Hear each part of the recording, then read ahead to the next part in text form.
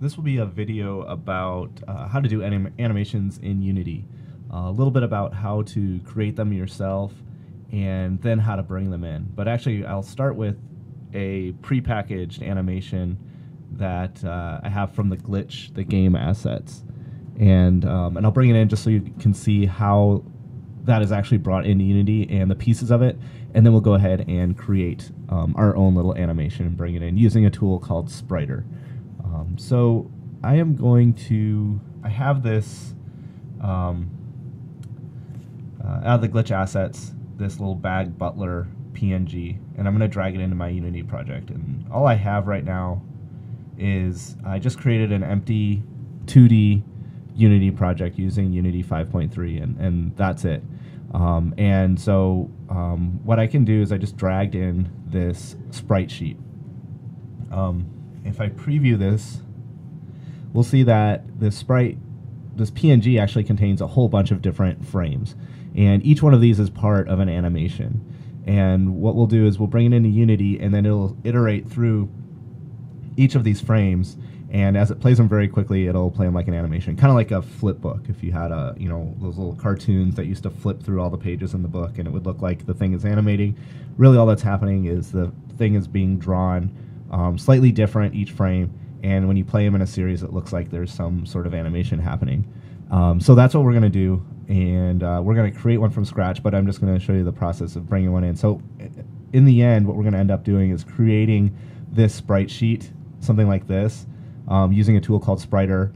But I'll show you how to animate these things a little bit easier than, you could hand draw each one of these frames, but that would take you forever. So there are some tools out there that make it a lot easier, and that's sort of what the focus is of this little tutorial.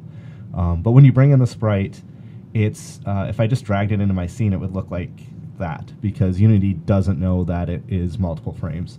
So I'll just undo that, and we can give some parameters or some properties of this thing through Unity, which is really super cool. This used to be a big pain, and now it's pretty much very easy to do. So if you click on the sprite after you drag it in and go over here to the right to the inspector, the sprite mode says single. And then one quick thing, if your texture type is set to texture, that means you've selected 3D as the defaults when you first started the project. So go back and create a new one and make sure you select your project defaults as 2D. That way when we bring in our PNGs, they're all going to be as sprites. But now we have the sprite mode here, which is set to single. That would be if you only have one image in your file. We've got multiple, so I'm going to click on multiple. And then now I can go to the Sprite Editor. I'll apply that.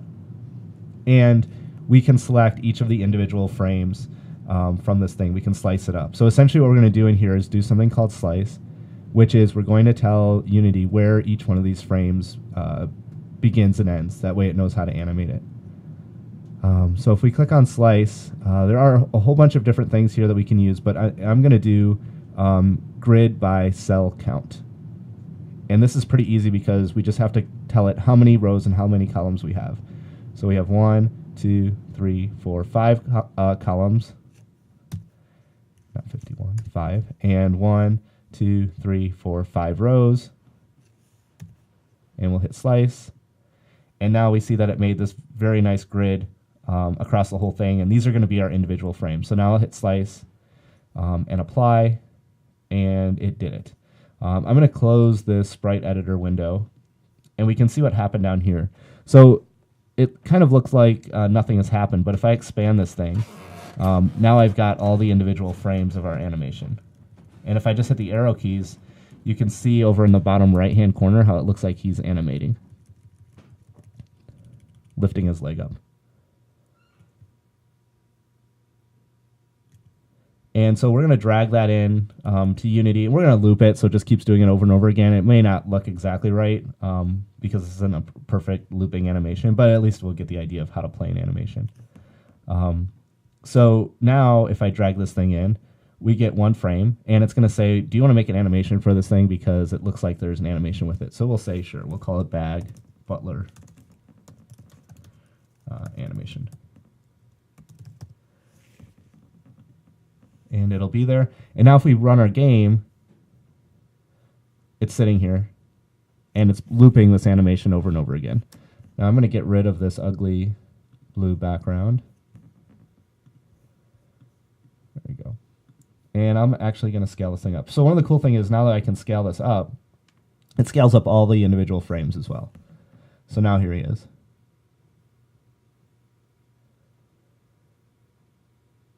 And maybe you would want to pair this with some other animation of him jumping or walking or something like that. But this is, you know, an animation. It's playing. And the reason it's playing like this is because it has all the individual frames and it's just playing them in sequence. We can even go to our animator window. We can see how, if you don't have this tab up here, this animator, you can go to Window and Animator, and it'll bring it up. But you can see how it's cycling through all of these different animation frames. All right. So we're going to try and create this thing from scratch. Not necessarily this bag butler, but something else, so that we can figure out how to generate these sprite sheets kind of easily for something, some kind of image that we have created ourselves or found somewhere. So what I'm going to use, we're going to use a tool called Spriter. And I'm going to start off using this little robot guy that I just found online. I just grabbed him. And the reason I grabbed him is because it's got a lot of properties that make doing these animations easy. So when we're going to do these animations, we're actually going to put in some bones throughout the skeleton of this thing. And then that way, if we grab the shoulder and move it up, this whole arm and his hand are going to go up as well. And so this has a really nice outline of where our bones could go because it has these over-exaggerated joints. And it makes it a lot easier, too, for rotation reasons. With these circles here, it's going to look really clean. So, you know, you can use any kind of base image that you want. It doesn't matter. But for what we're going to do, we're just going to make him raise his hand and lower it. This was a good example of something to start with. But the first thing that you have to do, though, is you have this static image. You've got to separate all of these things that you want to animate into different pieces. And I did that in Photoshop by just creating all these different layers. So I created every single piece that I wanted to rotate is a different layer. And I just did this by copying and pasting into a new layer and then naming them, you know, right arm, left arm, that sort of stuff. So I knew what they were. And then inside of Photoshop, so that took a while to just, you know, with the select tool here, the magnetic lasso tool, I was able to just go around and select these individual pieces and then copy and paste them into a new layer, and that's all I did. I just went around the whole image doing that. And then once I had all these different individual layers, I went and said, where'd I go? Export layers to files. And then that generated a separate PNG for each of these layers. And then we ended up with all of these different PNGs. Let's see if I can do this. So we ended up with our arms and our body. And you could break this up into even more pieces. And, you know, these edges aren't very clean. The idea wasn't to make the most perfect animation that's ever been made, but it was to just show you how to chop this thing up and then build an animation in Spriter. So yeah, we could have, you know, probably should have redrawn all these different little segments so that they look nice, but that's okay. It's going to work for what we're going to do. It's going to be fine.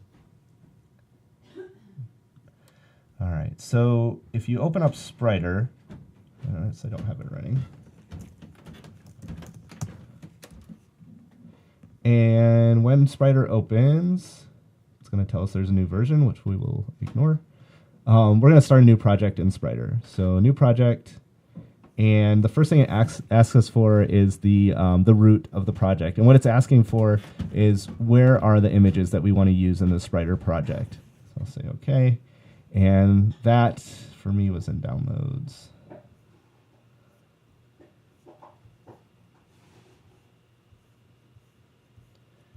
Somewhere.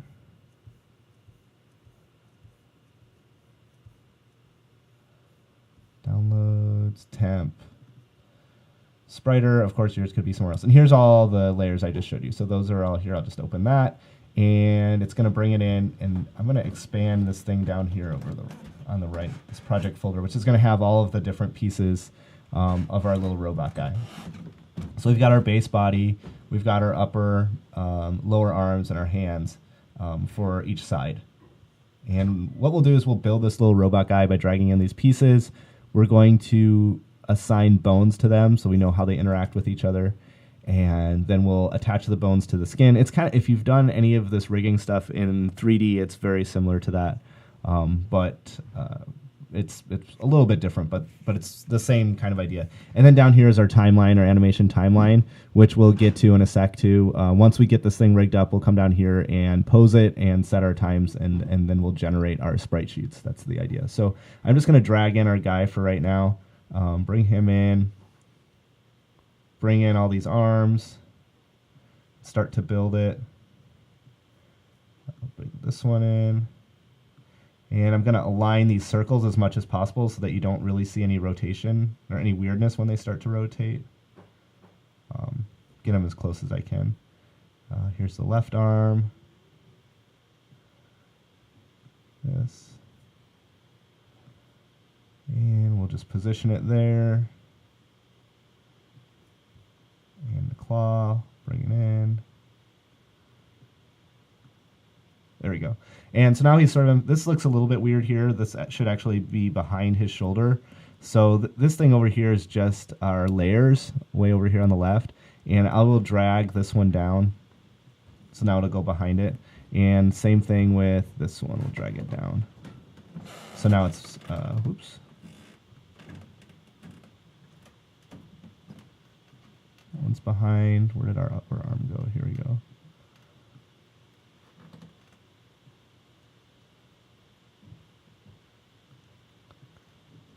And where did our arm go? Why is it up here?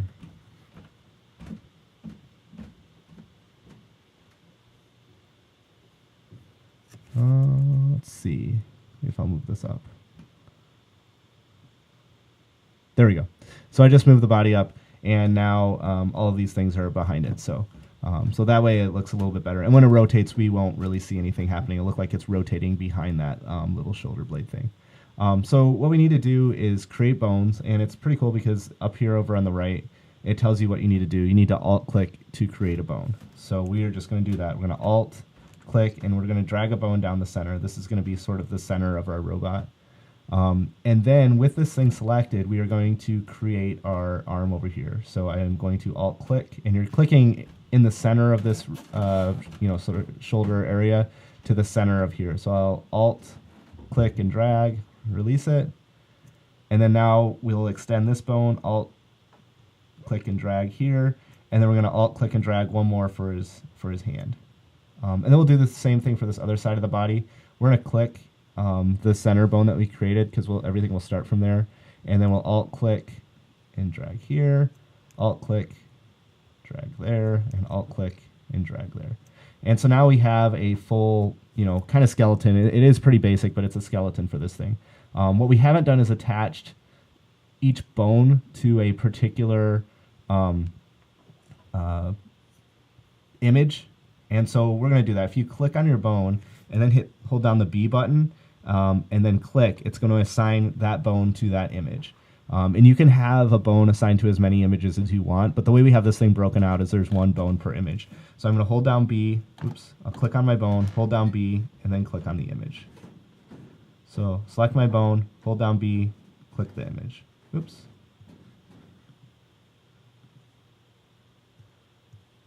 So I just want that one.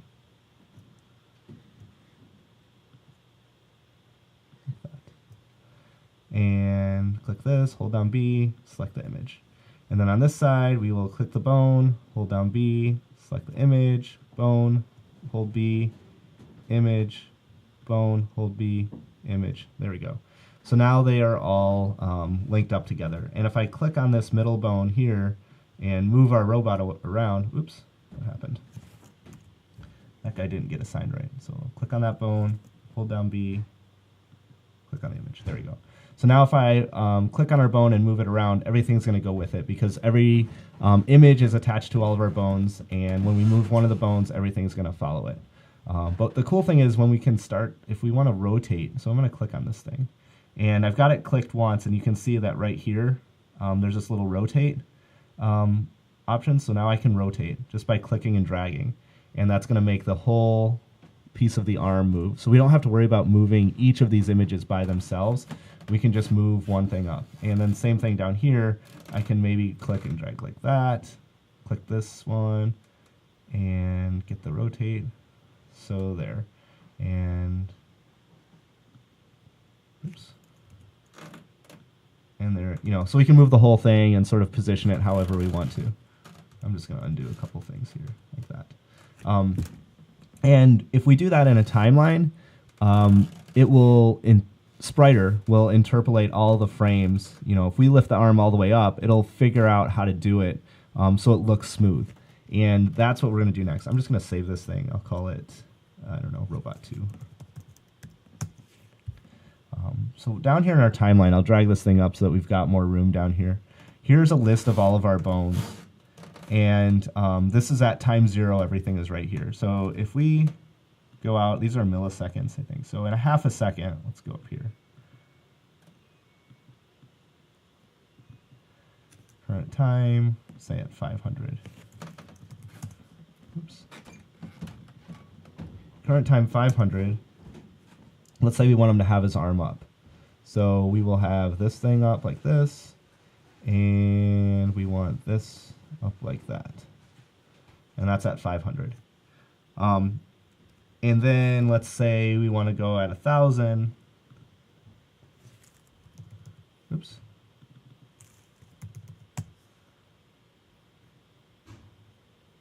Did I do that right?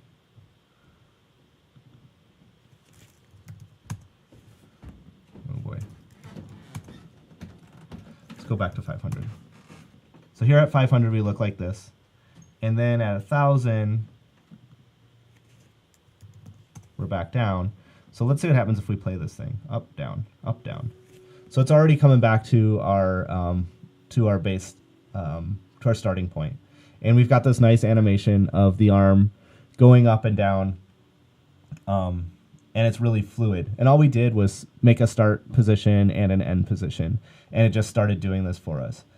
So that's really cool, and that's how you can generate the animation. And you can pose this thing in as many different ways as you want.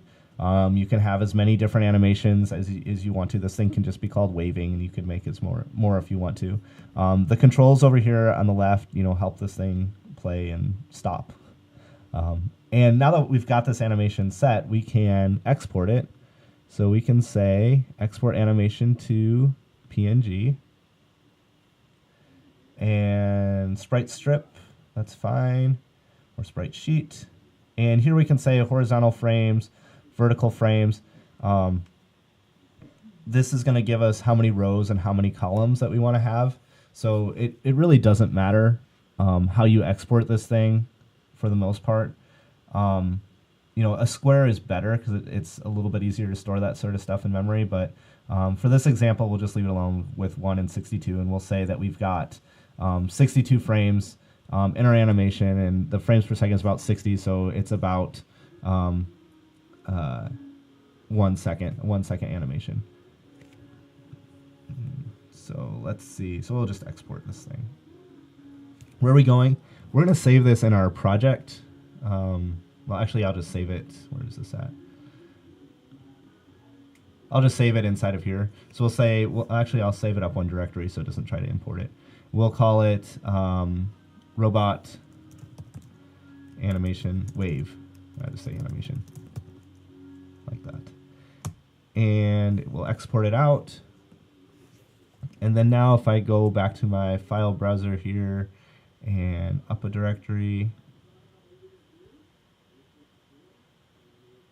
robot animation, and if we preview it, it is 1 by 62. So you can see this entire thing here, and it's an animation of him waving. So I'm just scrolling, and you can kind of see that the animation actually works. So now that we've got this animation, it's in a PNG sequence, we can drag it into our Unity project.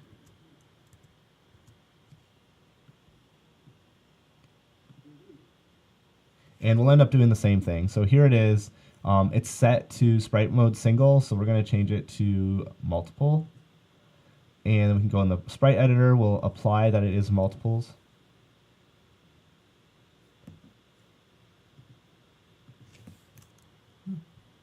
Editor.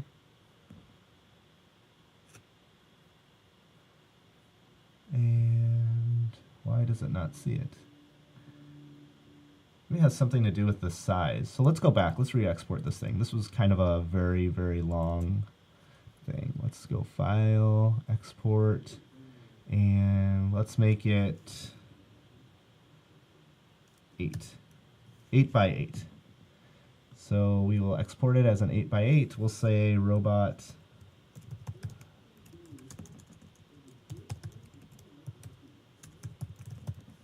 And let's move that back up a directory. And let's see if that's going to make any difference. We'll go back over here. Robot animation 2 is looking more like a rectangle. Drag it in. There we go. And we'll change our mode to multiple and apply it.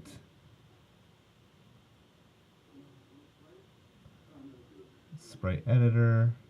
There we go. So I think part of the problem is this max size. When we bring these things in, they usually got to be in size of power of 2.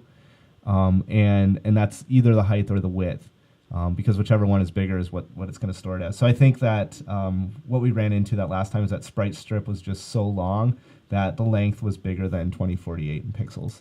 So once I made it go out in an 8 by 8 grid, then we ended up with only having one of the sides is not bigger than 2048, or both sides are not bigger than 2048. And that allows us to get here. So now we can go to slice. I'll just hit automatic on this one. See what happens.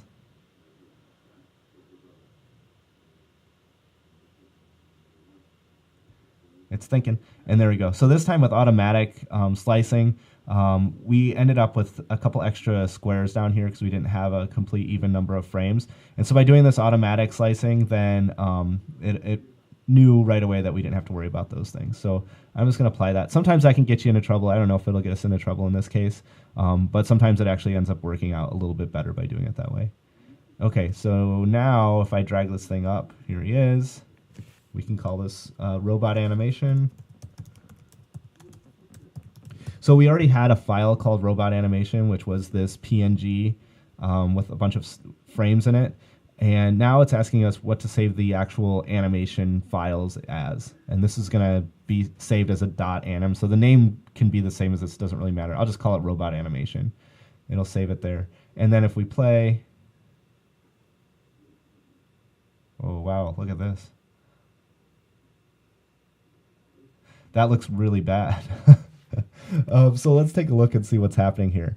I think what I'm going to do is let's create this animation. I wonder why it looks like that. Oh, look. What the heck? So our automatic slicing, this is interesting. So our automatic slicing, I didn't pay attention to it. It didn't do a good job because it had a bunch of blank frames in there at all these different pixel sizes. So I want to unslice this thing. Let's go back to our Sprite Editor. It did a horrible job. I'm glad that happened. I didn't plan for that, but it's a good thing to see that happen because whenever you expand this, you'll see what's inside of every frame. So let's go back to our Sprite Editor and see that there's these little things here. Those it thought were different files for some reason, different images. So the automatic slicing, even though just taking a glance at it, it didn't really work. So I'm going to say, let's go back and let's do grid by count, and we'll say it's an 8 by 8. And now let's slice it and see what happens. So that looks a little better. There's going to be issues with it, but let's just hit apply anyways, and we'll see if that is going to make a better animation for us. Let's see. There it goes.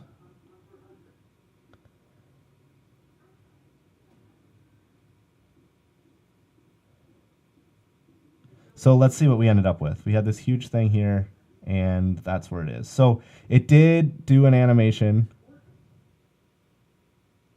much better this way. That's our little thing going up and down. There are some things that we can modify with it, because if you look at this animation, we've got these two blank frames. I'm wondering if I can just delete these out of here. Can I do that? No. So we should really redo this animation and have it so that it doesn't include these different frames. So let's see, what do we have here? Our robot guy. He has an animator and a controller associated with it. So let's see. Let's see what happens. Let's see. I'm just going to kind of see if we can fix this. I'm going to delete. So every animation has an animator and an animator controller. Let's just delete these two things. And we're going to build it by scratch. So Unity tried to do it for us, but we are going to make it, to do it ourselves. And actually, I will leave that alone. So what I did now is, now we've got our guy in here, and if we hit play, nothing's going to happen because we have deleted all of our animation files associated with it. So what I want to do is, in this animation tab, this is where we're going to create it. If we look in our bag butler, here's all our different frames. For our robot guy, we're going to create animation in here. And it says you don't have an animation clip, so let's create one. We'll call it robot guy arm. Okay, and it's still empty, and if we hit the play button, nothing's going to happen. But what I can do is I can specify the frames that I want. And I'm just going to click on, so I clicked on this little triangle to expand all of them. And then I can click on this first guy, and what I'm going to do is hold down Shift, and it's going to select all those, but it's not going to select these ones over here at the end. And then once I do that, I can just click and drag it up here, and it'll build our animation for us. And that way, the animation won't contain the blank frames at the end. And there he goes, and now he's waving. So, yeah, I think as we went through this, we went through some of the ways that Unity will do things by default. And sometimes it works, and sometimes it doesn't. But there's always a way around it. And so this one we pretty much built by hand. We went and instead of doing automatic slicing on the sprite, we told it how many columns and rows there were. And then instead of accepting the default animations that it tried to build for us, we built our own. And we did that again by selecting our sprite and going to the animation tab. And again, if you don't have these tabs, go to Window, and you can bring up the animator and the animation tabs right up there for you. And remember, when they bring them up, they might be sort of looking like a window like this or something, and you can always dock stuff wherever you want to dock them. So yeah, so make sure if you don't have these tabs, you can always get them inside of Window. And it goes for anything, any view that you're looking for. If it's not on your screen, but you see it on somebody else's, go to Window and you can pull it up. So yeah, so that is our little animation that we built.